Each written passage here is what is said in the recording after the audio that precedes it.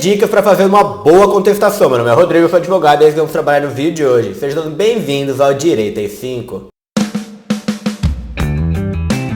Fala pessoal, tudo bem? Sejam bem-vindos a mais um vídeo aqui no canal. No vídeo de hoje a gente vai ter um vídeo de prática jurídica, onde vamos trabalhar com a contestação. E vou trazer 3 diquinhas para você fazer uma boa contestação sem erro, que é uma peça muito importante. Então, antes de entrar no mérito do vídeo de hoje, pessoal, acho bem legal a gente fazer uma timeline, né, da onde que a gente se encontra dentro de um processo. Então vamos lá, a gente está na contestação, a gente está bem no início do processo, que é o primeiro momento de fala do réu da ação, do requerido da pessoa que está sendo processada. A contestação, pessoal, é a defesa da pessoa. Então alguém, um autor, entrou com uma petição inicial dentro da linha do tempo, daí teve um processo de citação de um réu, uma pessoa que está sendo processada, pá, o réu foi citado e tem que entrar com a sua defesa. É a contestação. E para uma contestação ser boa, ela tem que atender alguns critérios e ela tem que ser de acordo com o Código de Processo. Mas, pela generalidade, pelo que acontece na prática, sempre tem algum esquema que a gente pode passar pra vocês, uma dica que vai te ajudar. Então vamos lá, 3 dicas pra contestação ficar belezinha, bonitinha. Vamos começar com a primeira, é que a contestação, pessoal, ela tem que ser clara e objetiva. Nada de enrolar, de apontar dedos.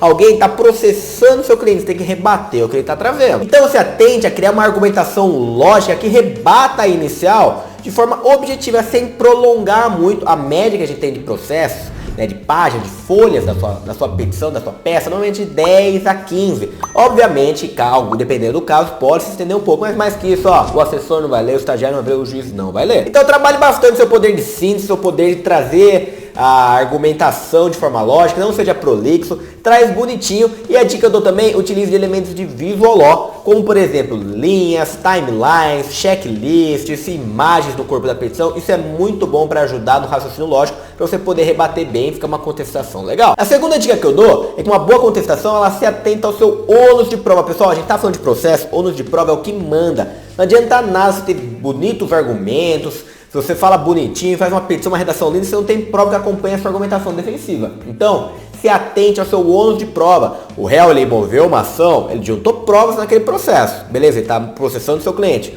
O seu cliente tem que criar a defesa criando provas também. Sua argumentação não vale de nada. Então, junte prova documental, testemunhal, depoimento pessoal, perícia. Depende do caso concreto, mas se atente ao seu ônus de prova. No direito isso é muito importante. Aquele que simplesmente alega e não prova de nenhuma maneira, infelizmente a tendência é perder o processo. Ele precisa comprovar o seu pleito, comprovar a sua defesa. Então a gente tem aquele brocardo jurídico. Ônus de prova basicamente que é: quem alega tem que provar. Então se ele alegou que não foi ele porque ele estava em tal lugar, prove que estava nesse lugar com uma testemunha, uma imagem, um vídeo que você estava lá, depende do caso que você está trabalhando. Então, além de você ter uma peça objetiva, lógica, com elementos de visual law, se atentou ao seu ônus de prova bonitinho, pessoal, uma boa contestação, e eu trago isso para você não se prejudicar, ela atende seus princípios processuais, e o mais importante é qual? O princípio da impugnação específica. A contestação é o primeiro e único momento de fala, basicamente, do réu no processo. É muito importante fazer uma contestação que atenda ao princípio da impugnidade específica,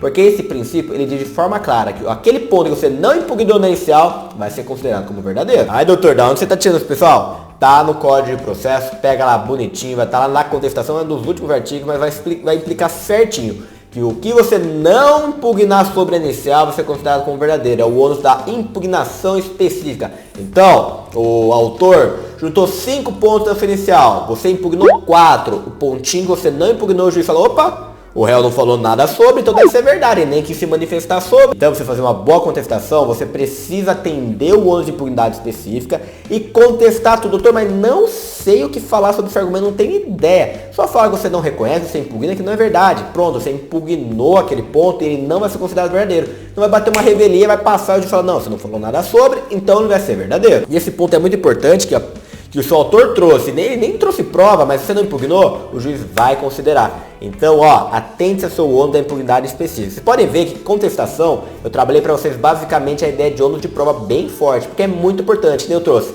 É o primeiro momento do réu de se manifestar no processo. Você tem que trazer tudo ali, toda a prova documental que ele for criar tem que ser ali também. Porque depois vai ter o quê? Vai ter uma réplica, vai ter vai ter de processo saneado, vai ter umas alegações finais, mas não vai ter um momento igual da contestação, um momento muito forte para o réu. Você tem que fazer de maneira clara e maneira boa, maneira corretinha, senão você vai prejudicar o seu cliente. Então, de forma resumida, basicamente o que? Seja objetivo, seja lógico, trabalhe com elementos de visual law, atenda ao seu ônus de prova criando provas nesse momento processual, porque depois você não vai conseguir, vai precluir o seu direito de criar provas.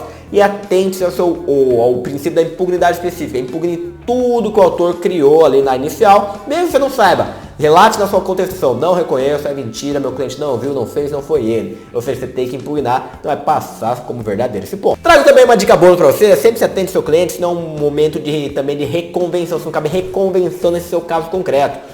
Como, por exemplo, vamos ver, um contrato entre duas partes, uma parte descumpriu, te processou, mas você também tem que cobrar com o seu cliente. Você aproveita já que uma parte abriu a via jurisdicional e entra com uma reconvenção. Pelo CPC atual, a reconvenção é nada mais do que um tópico dentro da contestação e daí você coloca também um valor de causa ali bonitinho pra você não errar na sua peça. Reconvenção é basicamente o réu processando o autor, já que esse já abriu uma via judicial. A reconvenção, pessoal, ela tem que ter a ver com o assunto que o autor trabalhou na inicial, tá bom? Então, atente à reconvenção, se não é o momento adequado dela, pra você não se dar o trabalho de entrar com uma outra ação pelo seu cliente. A reconvenção já ajuda nesse ponto e você economiza tempo e trabalho. Se você gostou do vídeo, deixa um comentário, deixa o like, se inscreva no canal. Vejo vocês no próximo vídeo. Nesses termos, um abraço.